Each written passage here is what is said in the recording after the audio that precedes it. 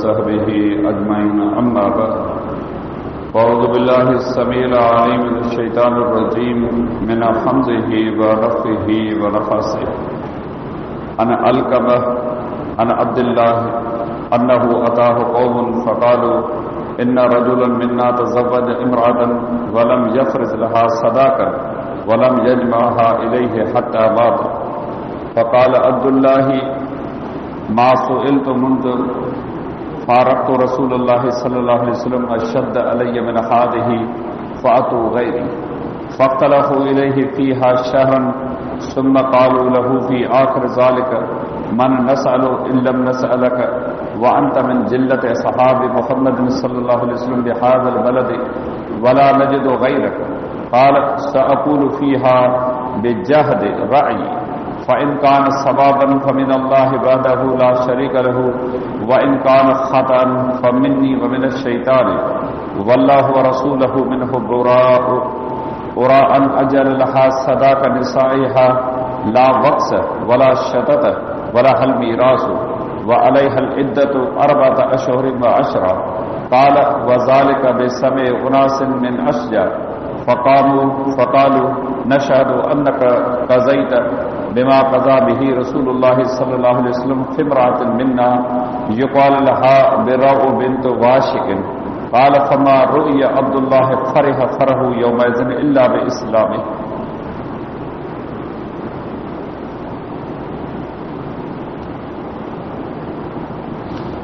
हदीस शरीफ की किताब सुनन नसाई में किताब निकाह में रसूलुल्लाह सल्लल्लाहु अलैहि वसल्लम जे उन्हनि पाकीज़ा अहादीस मुबारक जो दर्स अल्लाह ताला जी रहमत उन जे मेहरबानी सां लगातार हलंदड़ आहे। जिन अहादीस मुबारक में रसूल अकरम सल्लल्लाहु अलैहि वसल्लम जिन मुस्लमान मर्दनि ऐं औरतुनि खे शादी ऐं निकाह करण जे हवाले सां हिदायतूं ऐं नसीहतूं करणु फरमायूं आहिनि। इन मज़मून जी मुनासिबत सां अॼु ही जेका हदीस मुबारक मुतवजह सां बयान कई आहे उहा सैयदना अलकमा रहमहुल्लाह खां रिवायत थियल आहे।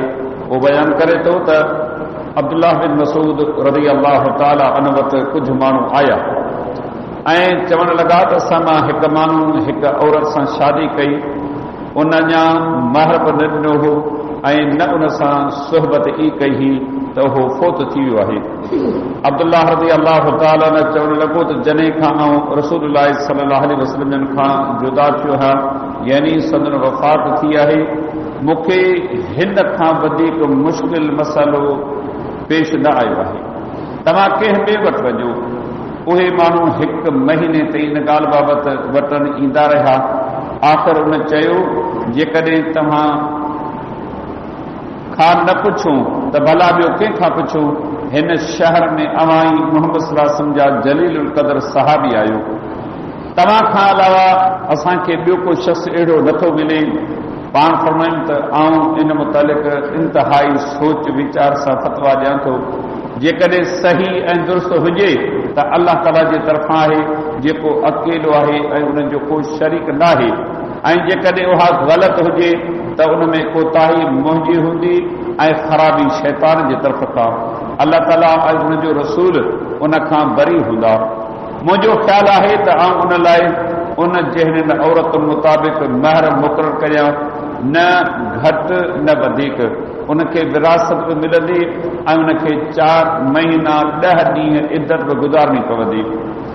अशर कबीले जे कुझु माण्हुनि इहा फतवा ॿुधी उन्हनि उथी करे गवाही ॾिनी त बेशक तव्हां उहो ई फ़ैसिलो कयो आहे जेको रसूलुल्लाह सल्लल्लाहु अलैहि वसल्लम जिन असांजी हिकु औरत बिरो बिनत वाशिक रज़ी अल्लाह ताला जे मुतलिक़ कयो हो। असांजे ॾिसण में न आयो त अब्दुल्लाह बिन मसूद रज़ी अल्लाह ताला न इस्लाम खां अलावा कंहिं ॿी ॻाल्हि ते एतिरो ख़ुशि थियो हुजे जेतिरो उन ॾींहुं ख़ुशि थियो त मुंहिंजी फतवा हदीस रसूल मुताबिक़ आहे।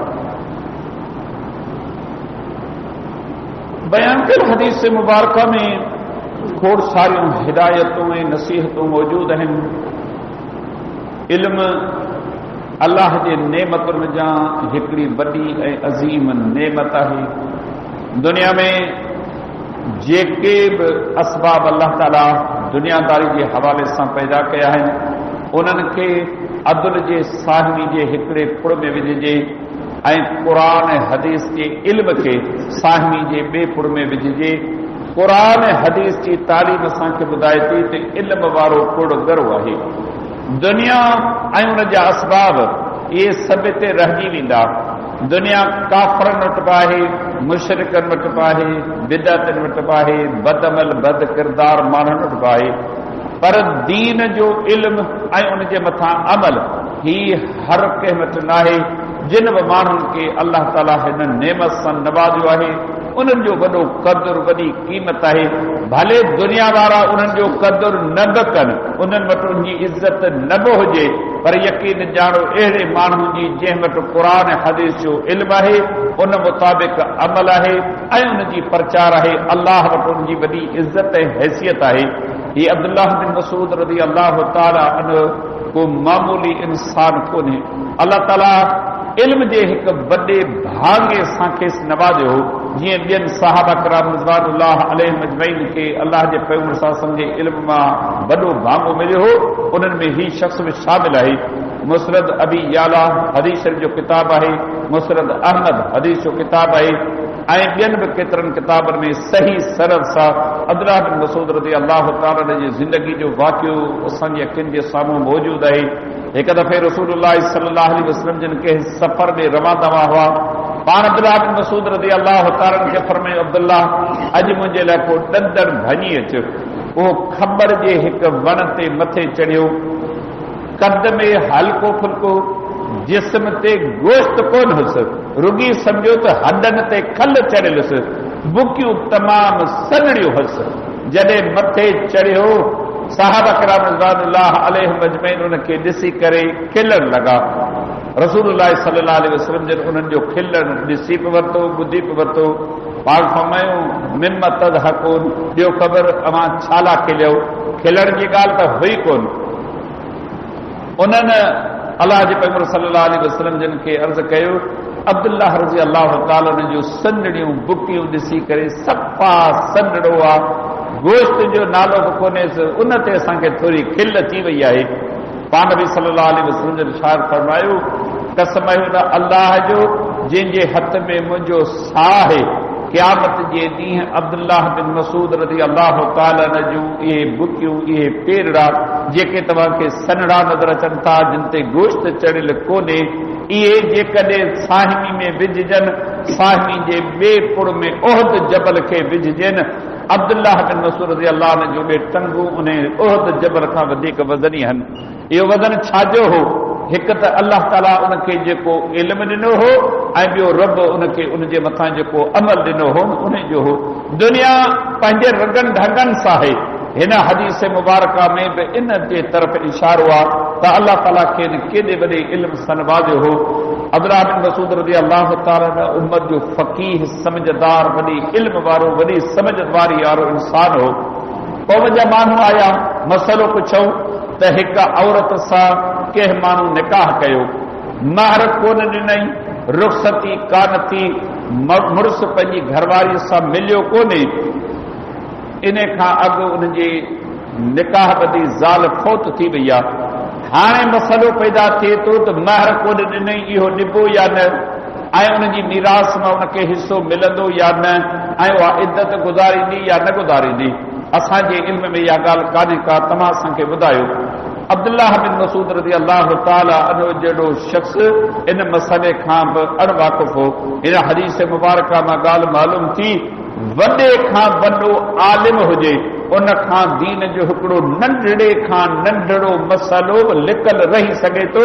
ईअं कोन्हे त वॾे खां वॾे आलिम खे दीन जो हर मसइलो मालूम हुजे।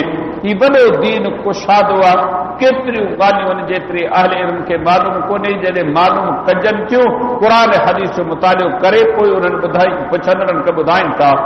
अब्दुल्लाह बिन मसूद रज़ी अल्लाह ताला जे इल्म में इहा ॻाल्हि कान हुई, हदीस मुबारका जो इल्म कोन हो ऐं क़ुरान मजीद मां बि उनखे फ़हम हासिल कोन हो। उन्हनि खे चयाईं त मूंखे इन मुतालिक़ मालूमात कान्हे, अवां कंहिं ॿिए पैगंबर जे सहाबी वटि वञो, पंधु करियो, हितां ॿाहिरि निकिरो, वञी उन खां इहो सवाल पुछो। हिकु महीने ताईं उन्हनि इंतज़ार कयो पर उन्हनि खे उन शइ जी मालूमात कान मिली। मोटी आया वटसि, अर्ज़ कयूं अब्दुल्ला तोखां वधीक असांखे भला ॿियो केरु आहे? ॿिए पासे असां खां वञो कोन थो थिए, पैगंबर जा सहाबी मौजूद आहिनि, परे परे इलाइक़नि में रहनि था, तव्हीं असांजे विच में मौजूद आहियो, तव्हां खां न पुछूं त भला ॿियो कंहिंखां पुछूं?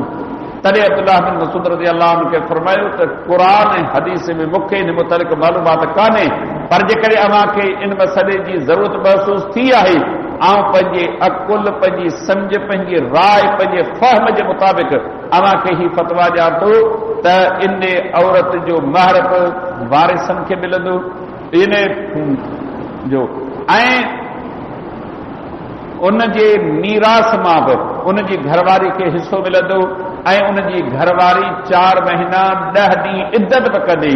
इहा मुंहिंजी ज़ाती राय आहे, पर अॻिते हली करे जेकॾहिं अव्हां कंहिं मूंखां वधीक इल्म वारे सहाबी वटि पहुतो, उन मुंहिंजी फतवा जे उबतर फतवा ॾिनी त पोइ सम्झो त इहा मुंहिंजी ख़ता आहे, ख़राबी शैतान जे तरफ़ आहे, जंहिं मुंहिंजे ज़हन में इहो विस्वितो विधो अल्लाह पाक आहे ऐं उन जो रसूल बि हिन फतवा खां पाक आहे। जिन इहा फतवा कान ॾिनी आहे, ही मुंहिंजी ज़ाती राय आहे। हीअ हदीस मुबारका केतिरनि फ़ाइदनि ते मुश्तमिल आहे त हिकु मुजतहिद दीन में इज्तिहाद करे थो, कॾहिं उन जो इज्तिहाद क़ुरान ऐं सुन्नत जे मुवाफ़िक़ थिए थो, कॾहिं वरी उन खां ग़लती भुल बेसर थिए थी, पर इन सूरत में बि उनखे हिकिड़ो अजुर ज़रूरु मिले थो। पर जंहिं माण्हू खे ख़बर पवे थी त आऊं जंहिंजे ॻाल्हि जे पुठियां लॻो आहियां, हिन मुजतहिद जो ही फ़ैसिलो क़ुरान ऐं सुन्नत जे ख़िलाफ़ आहे ऐं उन वटि इल्म आहे त हीअ हदीस मुबारका दर्स ॾिए थी, उन जी उन ॻाल्हि खे छॾे जेका सही साफ़ सुथरी ॻाल्हि क़ुरान ऐं हदीस आहे उन जी पैरवी करे। ख़बर बि हुजे, इल्म बि हुजे, उन जे बावजूद बि जेकॾहिं उहो माण्हू क़ुरान ऐं सुन्नत जे फ़ैसिले खां मुंहुं मोड़े ऐं उबतड़ ज़िंदगी गुज़ारे, इहा वॾी ख़ता आहे। ही उम्मत छो बर्बाद थी आहे? बर्बादी जा केतिरा कारण आहिनि, उन में हिकिड़ो सबबु इहो आहे त क़ुरान ऐं हदीस हिन उम्मत छॾे ॾिना आहिनि, जिन जे पुठियां ही उम्मत लॻी आहे, फ़ैसिले में सिधी तरह चवनि था ऐं फलाणे इमाम जो मुक़लिद आहियां, लिहाज़ा पंहिंजे इमाम जे कयल फ़ैसिले खां तिर जेतिरो न अॻिते न पोइते न सॼे न खॿे, बल्कि मुंहिंजो फ़ैसिलो इहो ई आहे। तव्हां वञो किताब पढ़ो, हनफी, मालिकी, शाफ़ी, हंबली, मुख़्तलिफ़ मकतब फ़िक्र जा माण्हू आहिनि जेके पंहिंजे इमामनि जी तक़लीद कनि था। ख़बर बि आहे त ही मसइलो क़ुरान जे ख़िलाफ़, पैगंबर जी सुन्नत जे ख़िलाफ़ आहे, पर मजाल जो पंहिंजे इमाम जी कंहिं ॻाल्हि खे छॾीनि, बल्कि चिटी तरह इहा ॻाल्हि लिखी अथनि केतिरनि जायुनि ते। वञो तव्हां वॾड़नि जा किताब पढ़ो, लिखियलु फ़ैसिलो इहो आहे, अल हक़ वल इंसाफ़ इन तरजीह लिशाफ़ई, हक़ ऐं इंसाफ़ जी ॻाल्हि इहा आहे त हिन मामले में सही ॻाल्हि इमाम शाफ़ी जी आहे, लाकिन नहनुल मुक़ल्लदून, पर हक़ीक़त हीअ त असीं पंहिंजे इमाम अबू हनीफ़ा रहमहुल्लाह जा मुक़ल्लिद, असां ते हक़ात असीं पंहिंजे इमाम जी तक़लीद करे उन जे फ़ैसिले ते रहो। बाक़ी हक़ बि इहा ॻाल्हि आहे, इंसाफ़ जी बि ॻाल्हि आहे, इमाम शाफ़ी जो फ़ैसिलो दुरुस्त आहे। सम्झो था असीं उम्मत जा माण्हू किथे पहुता आहियूं, छा असांजी हालत थी आहे। बल्कि फ़ैसिलो आयो, फ़ैसिलो पढ़ियो त क़ुरान ऐं हदीस जो फ़ैसिलो ही आहे ऐं असांजे इमाम जो फ़ैसिलो ही आहे, पर उन फ़ैसिले खां पोइ बि इहे ॻाल्हियूं लिखियूं